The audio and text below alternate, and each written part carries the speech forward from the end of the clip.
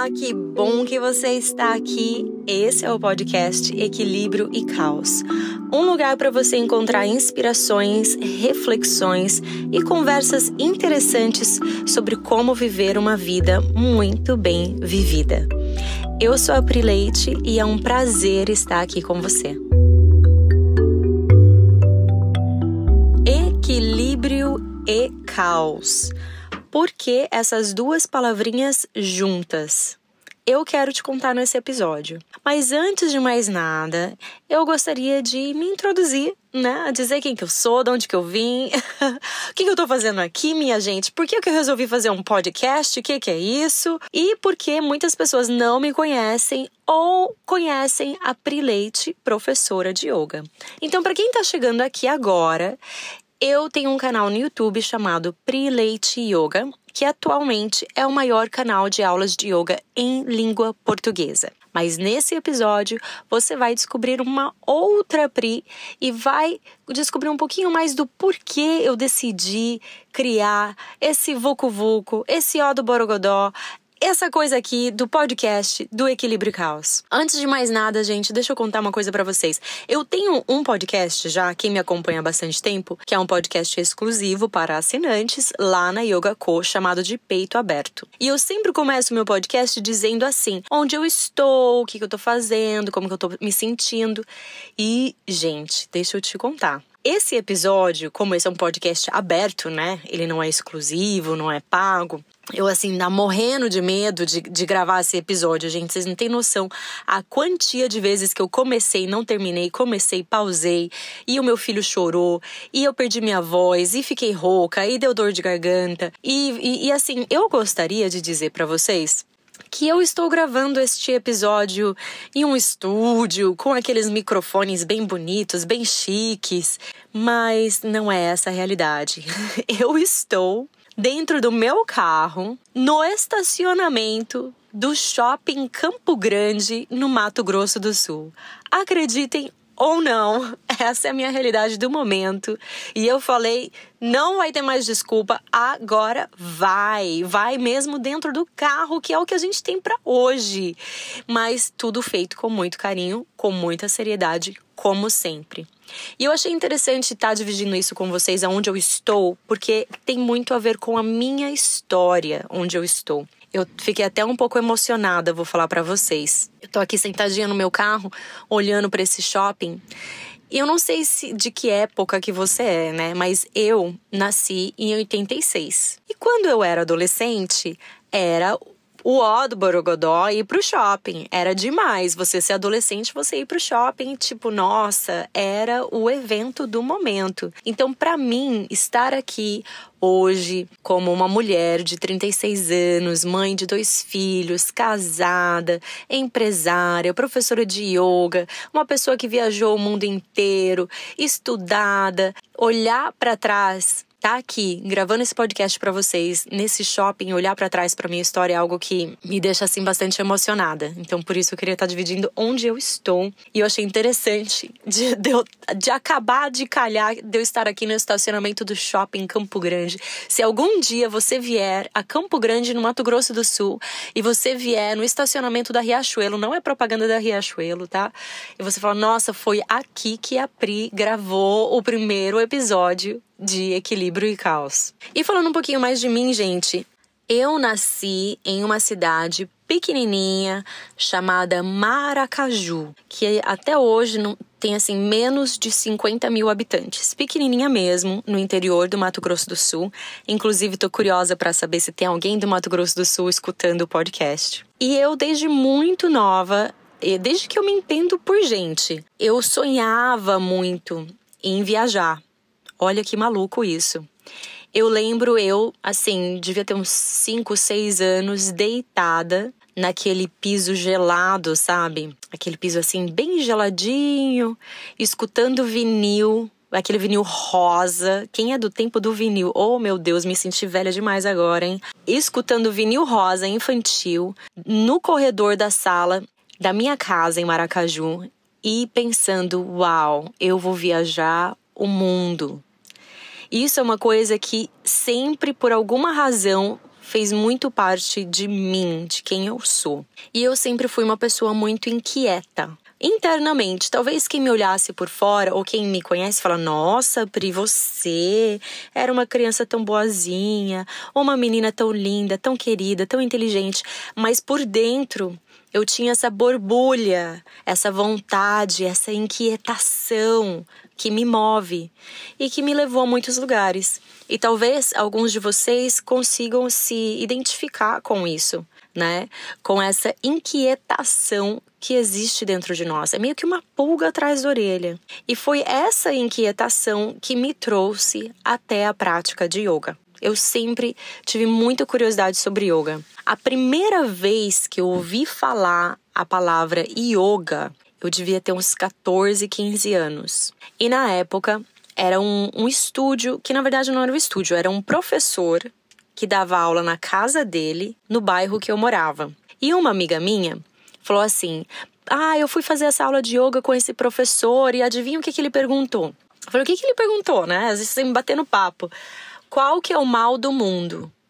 E eu respondi, ela falando, né? Eu respondi que o mal do mundo é a ignorância. E ele falou que eu respondi certo. E eu lembro que quando eu ouvi isso, eu fiquei assim: nossa, isso até que faz sentido. A gente conversando ali com uns 14, 15 anos, falei, faz sentido realmente que a ignorância seja um grande mal do mundo, né? Mas assim, lá, muito nova, eu não pensei muito, não dei muito pano pra manga.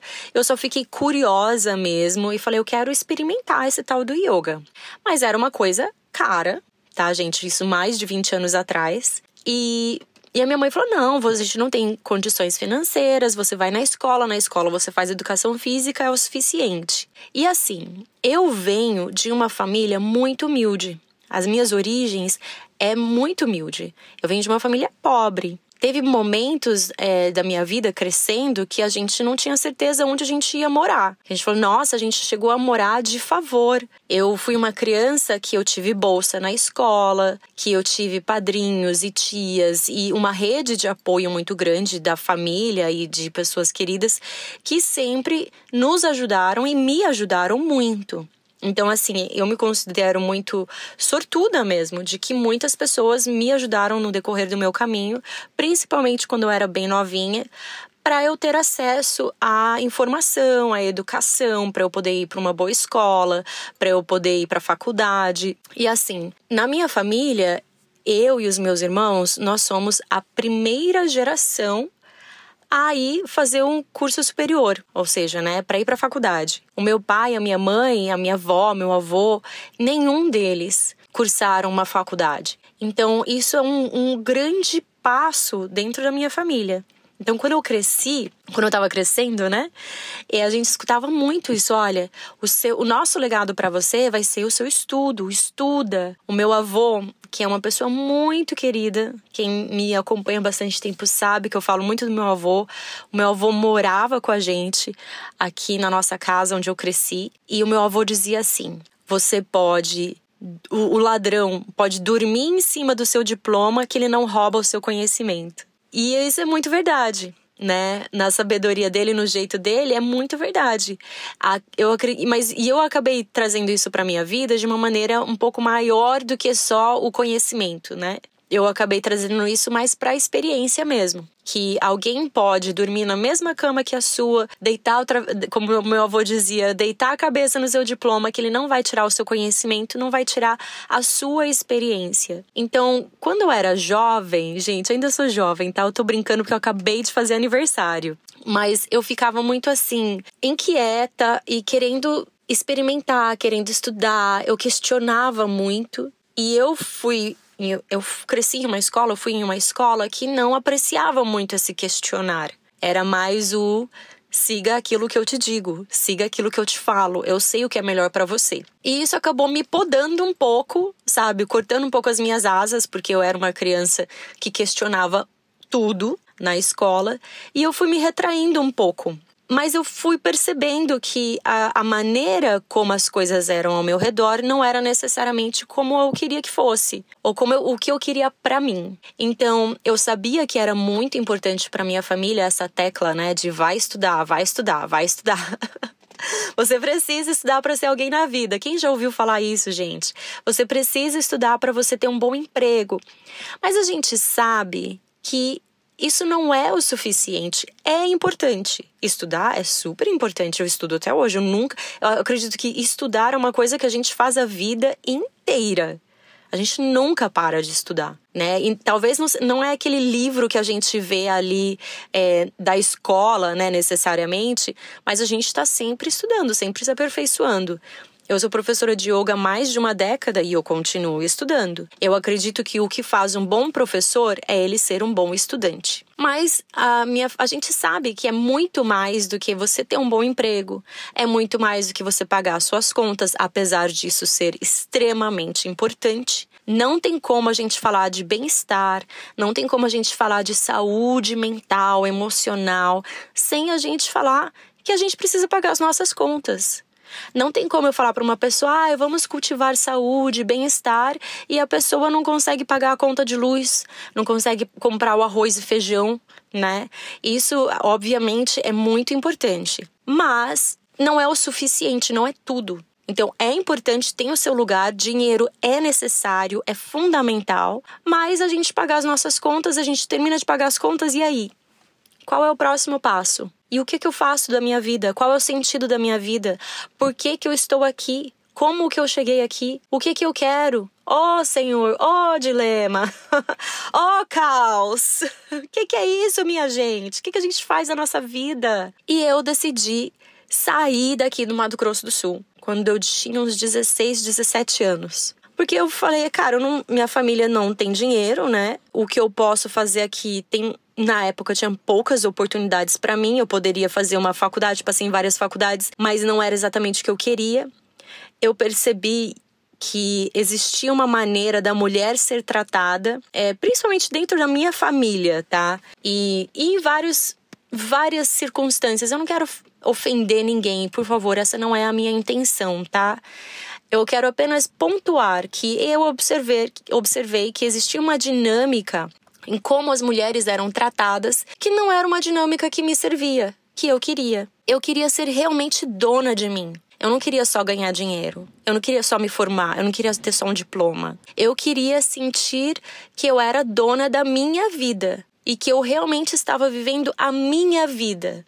E não a vida que os meus pais, ou que os meus avós, ou que qualquer outra pessoa achava que eu tinha que viver. E eu tenho muita sorte porque eu cresci em uma família que eu sempre me senti muito amada. Eu sou a mais nova de 4 e eu sou o bebê da família. Então, quando eu cresci, eu recebi muito amor, muita atenção, muito afeto, muito carinho. E isso eu digo, gente, dê afeto para suas crianças, abraça, beija, dá colo, que isso fica com a gente a nossa vida inteira, ajuda a nossa autoestima, a nossa autoconfiança, de que não vai dar certo, eu vou lá, vou buscar.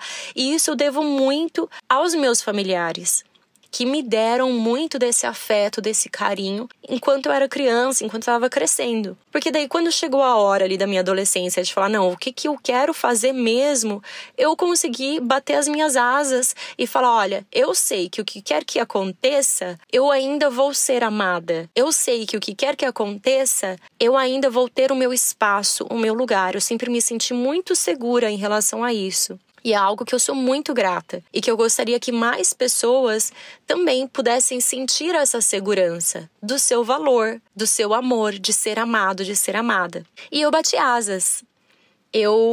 Longa história curta, acabei cursando Ciências Sociais em São Carlos, na UFSCar. Eu não tinha, a menor noção do que eu estava fazendo com a minha vida.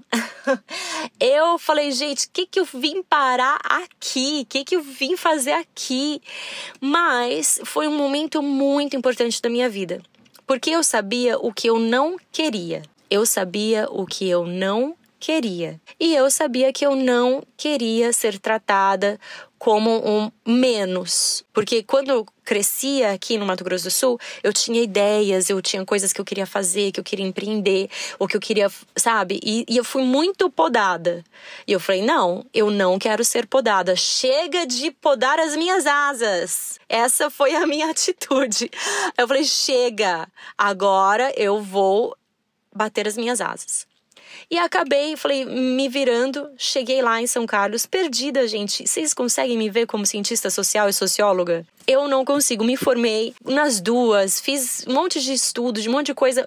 Aproveitei muito, aprendi muito. Sim, somos frutos de construção social, mas o que eu quero falar dessa fase da minha vida é a seguinte. Foi uma fase de muita experimentação, o meu primeiro ano na faculdade. Eu pintei meu cabelo de roxo, eu coloquei piercing na língua, eu consumi drogas, eu saí carregada bêbada de festa.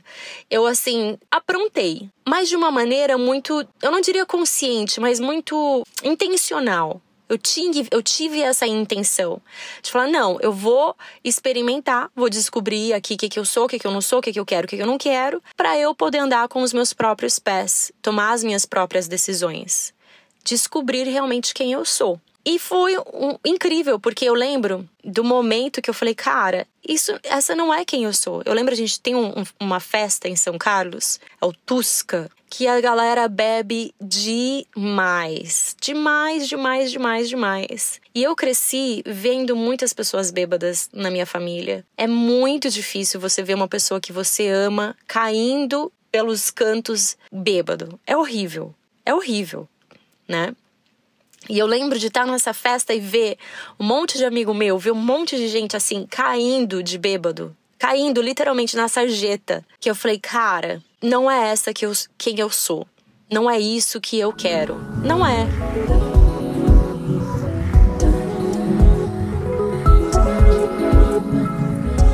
Raspador de língua. Quem já ouviu falar de raspador de língua, fala a verdade. Que coisa mais bizarra, né, gente? Porém, é algo mágico, porque ninguém merece ter mau hálito, vamos falar a verdade. Essa é uma prática super antiga e muito eficaz para a higiene bucal. Eu uso todos os dias o meu raspador de língua maravilhoso, lindo, 100% de cobre, da Holistics.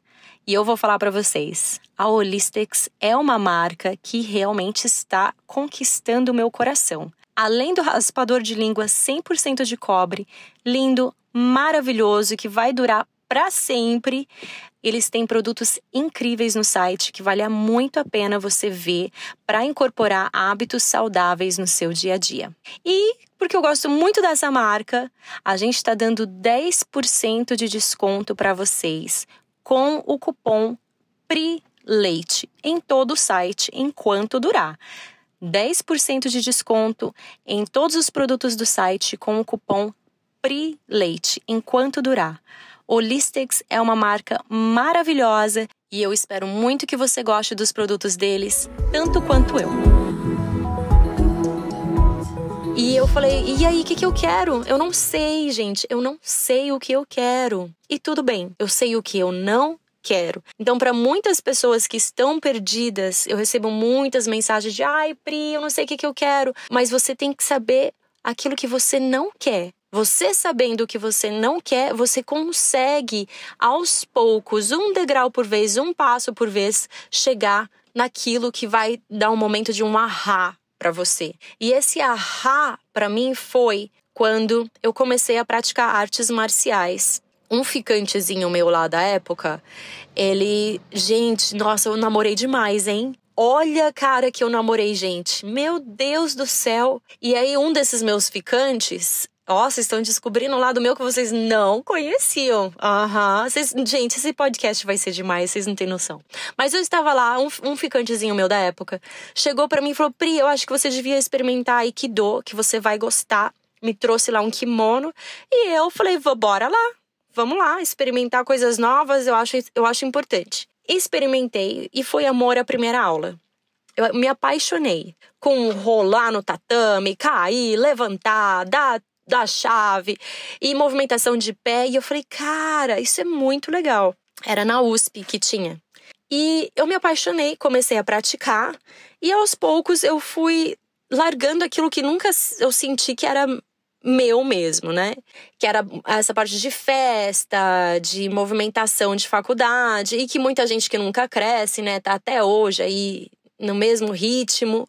Mas enfim, eu saí desse ritmo muito cedo. E comecei a praticar tai chi, kung fu. E foi no tai chi que eu descobri o poder da minha respiração. E foi a primeira vez que eu falei, cara, isso aqui é algo que eu me sinto muito bem e que faz muito sentido pra mim. Eu quero mais disso. Se me faz bem, se faz sentido, eu quero mais. E eu comecei a praticar muito, muito, muito mesmo. E foi a época em que eu me apaixonei pela prática. E esse foi um momento de virada na minha vida. Porque quando eu percebi que a prática, ela era muito mais do que somente as posturas e a respiração. Ela era uma âncora e uma amiga minha pro resto da minha vida. E é assim que eu me sinto em relação à prática. Uma amiga que vai sempre estar ali ao meu lado, não importa o que aconteça. Eu lembro que quando eu mudei para Londres, eu queria muito ir pra Londres, mudei pra Londres e lá era frio pra caramba. Gente do céu, que frio! Nossa, nublado, chovia. E eu não tinha espaço onde eu morava no quarto para fazer os katas, para fazer as formas de artes marciais.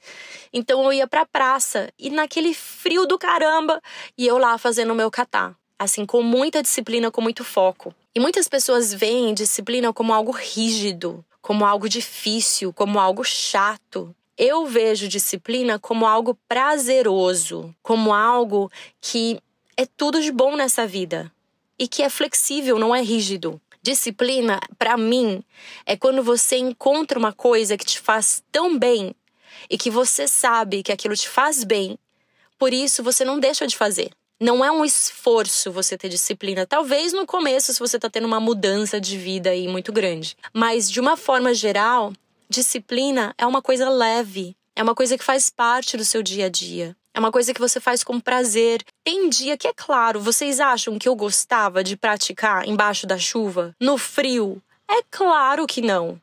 Mas eu sabia que aquela prática era algo muito mais profundo e que ia muito além do desconforto do frio e da chuva. E eu sou uma pessoa, cara, que eu treinei e eu pratiquei embaixo de chuva, de sol, de geada. Cara, teve época que eu acordava às 5 da manhã, caminhava meia hora pra sentar em meditação por 2 horas e levantar com o meu quadril ardendo de dor. Eu sou essa pessoa. Eu sou a pessoa que vai e me apaixonei realmente pela prática. E tempo vai, tempo voa, né? Tempo vai, tempo voa, passou. E aí, gente, eu descobri o yoga. Como que foi isso daí, novamente, o meu reencontro com o yoga? Na faculdade, uma amiga minha tinha me desenhado a saudação ao sol. E eu vi o desenho. Gente, nossa, isso contextualiza, tá? Antes do Instagram, antes do Facebook, antes dessas coisas todas, por favor, tá, gente? Da época do Orkut ainda. Me fala aí, vocês lembram do Orkut? Quem lembra do Orkut, gente? Quem lembra do ICQ? Oh, meu Deus!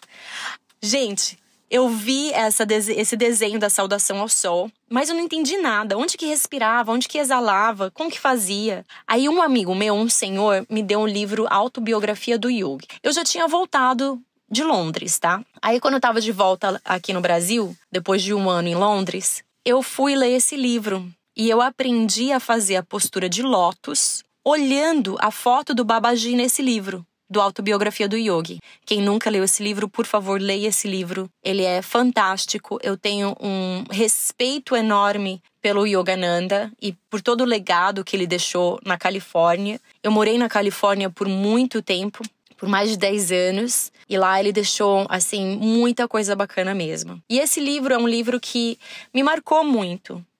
E eu tinha esse sonho, eu sentava e eu meditava em lótus e eu tinha esse sonho de que eu ia para a Índia. Eu tinha esse sonho de que eu ia encontrar um mestre. Esse era o meu sonho, olha que viagem. Eu tinha esse sonho de que eu ia encontrar um mestre e que esse mestre ia me dar uma experiência mais profunda dentro da minha prática.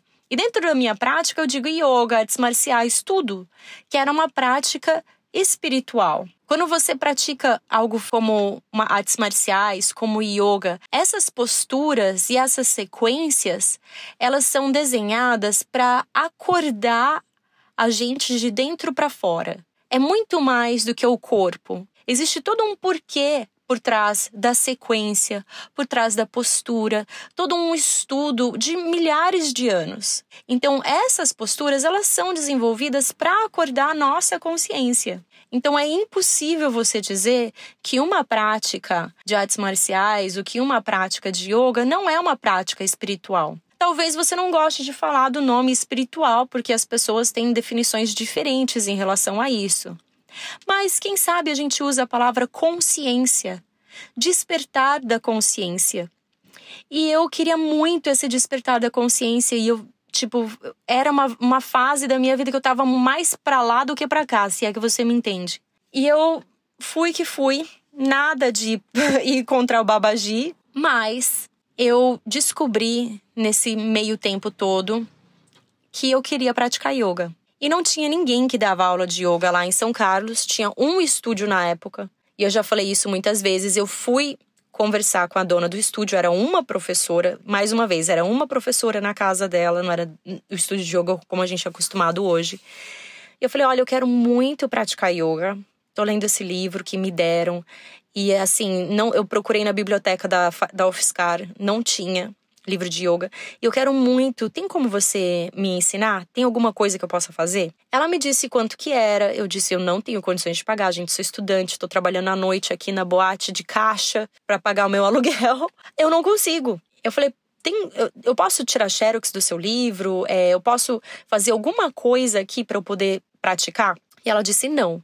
E esse não foi um dos nãos que mais me marcou. Porque eu falei, cara, eu quero tanto, faz tanto tempo que eu quero praticar yoga e eu não consigo. Ou porque eu não tenho dinheiro, ou porque eu não tenho dinheiro de novo, ou porque eu sou muito nova. E o tempo passou, muita água rolou por baixo dessa ponte, até que eu consegui realmente praticar yoga e ter um professor. Eu estava já em um momento, tinha me formado, estava em um momento diferente da minha vida.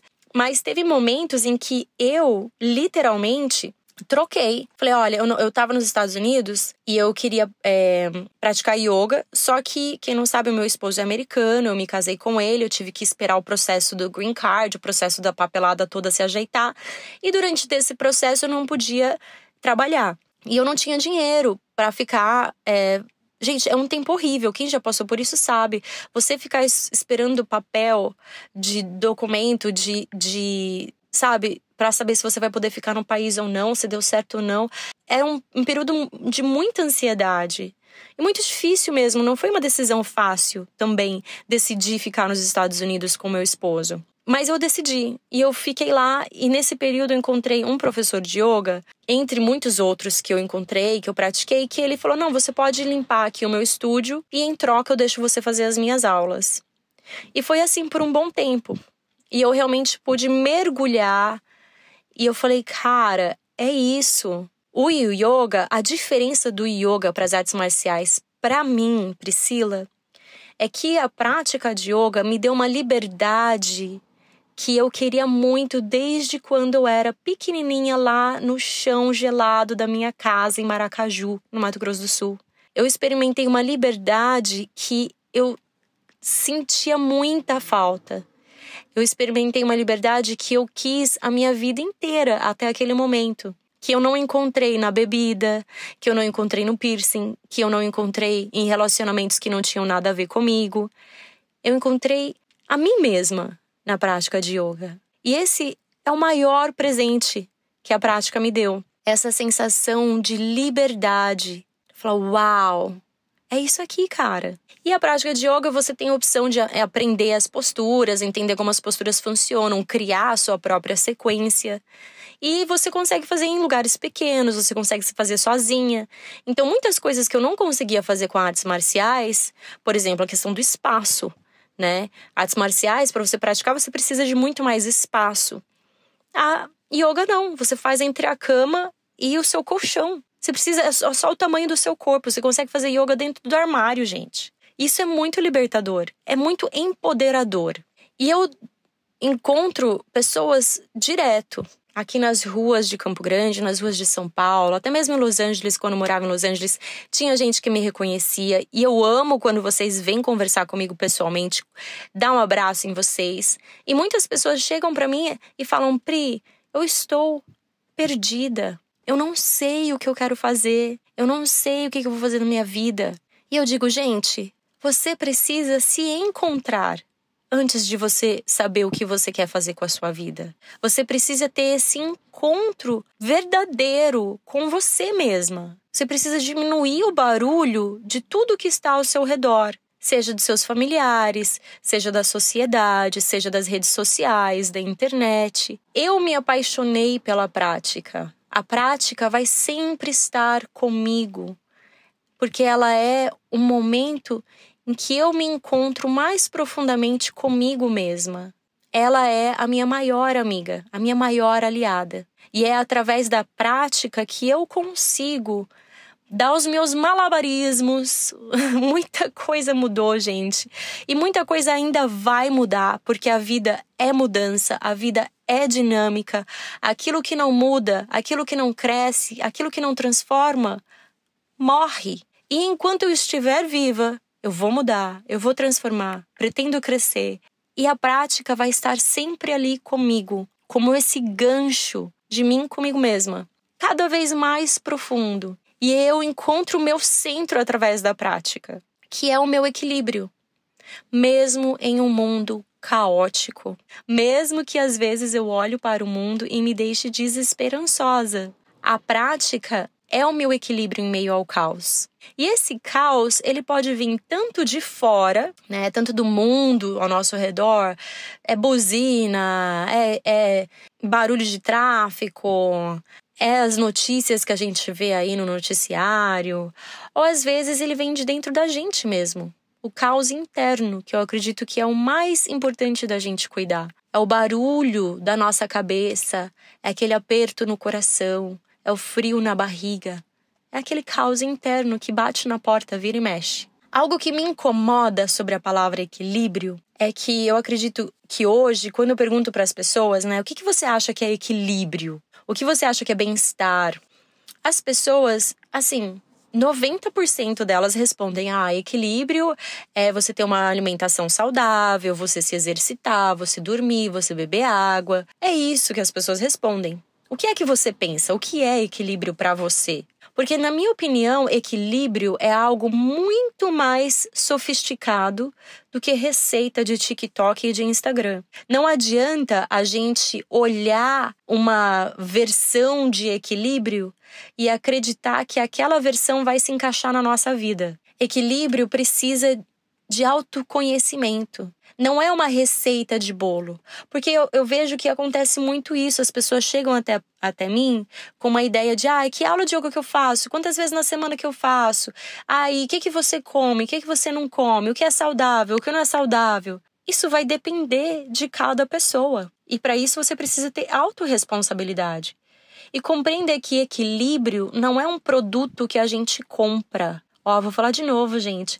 Equilíbrio não é um produto que a gente compra. Equilíbrio é algo dinâmico, que exige autoconhecimento, que exige presença. E mais do que equilíbrio, eu prefiro a palavra equanimidade, que é a gente conseguir estar centrado, independente de como o mar está. Se o mar está agitado, se o mar está calmo, a gente está centrado. E aí eu acredito que é isso que muitas pessoas pensam em equilíbrio, né? Mas se eu colocar aqui no podcast equanimidade, ninguém vai assistir, ninguém vai querer saber, ninguém vai entender. Porque a maioria das pessoas pensam que elas querem uma vida equilibrada. E equilíbrio, gente, vai depender de você. O que significa equilíbrio para a sua realidade nesse momento da sua vida? Porque para Priscila, criança lá em Maracaju, deitada no chão gelado, equilíbrio era uma coisa. Para Priscila na faculdade em São Carlos, equilíbrio era outra coisa. Para Priscila em Londres, treinando embaixo da chuva e no frio, era outra coisa. Equilíbrio para Priscila hoje, mãe de 2 crianças, é outra coisa. Então, esse podcast, ele é um convite para a gente ter conversas inspiradoras para te inspirar realmente a descobrir o que é equilíbrio para você nesse momento da sua vida. Para te instigar esse autoconhecimento, essa descoberta. E entender que o caos não é nosso inimigo, né? Muitas vezes a gente tem uma coisa assim, equilíbrio é bom, caos é ruim. O caos é algo que existe e é fato. Então, ao invés da gente focar como algo ruim, é algo que eu não quero ver, algo que eu quero ignorar, fazer de conta que não existe, a gente pode olhar para o caos com maturidade. E a gente pode olhar para o caos com compaixão e com presença. Porque a vida é equilíbrio e caos. A vida é noite e dia. A vida é sensações agradáveis e desagradáveis. Eu queria muito ter ido para a Índia, desaparecido na Índia lá com Babaji, minha gente. Mas não aconteceu, eu estou aqui com vocês. Eu não me iluminei, eu não virei purpurina. A minha vida é muito equilíbrio e caos. É muito os 2 lados da moeda. E é isso que eu quero estar dividindo com vocês. Os 2 lados da moeda. Para que a gente abrace a moeda inteira. Que a gente abrace a vida inteira. E que a gente possa ter presença na nossa vida. Que a vida não passe pela gente. Essa vida ela é muito importante, ela é muito bonita. Ela tem muito valor. A sua vida tem muito valor. A sua presença, a sua história tem muito valor. E a gente precisa aprender a abraçar a nossa história, nossa caminhada, sem julgamento, com compaixão, com carinho. Abraçar o equilíbrio e o caos, o bonito e o não tão bonito, tudo junto e misturado, para que a gente realmente possa estar presente, para viver uma vida muito bem vivida. É isso que eu quero para mim. Eu quero viver minha vida de uma forma muito bem vivida. Eu quero chegar bem velhinha, que nem a velhinha do Titanic, e falar assim, nossa, essa foi uma vida bem vivida. Não dormi nessa vida, estava acordada. E eu desejo mesmo para você. Como sempre, muito obrigada por você estar aqui comigo, me receber na sua casa, no seu carro, onde você estiver, dividir o seu tempo comigo, me receber. Muito obrigada por você me ter recebido aqui. E esse é só o começo de uma nova fase. Como sempre, do meu coração pro seu. Até a próxima.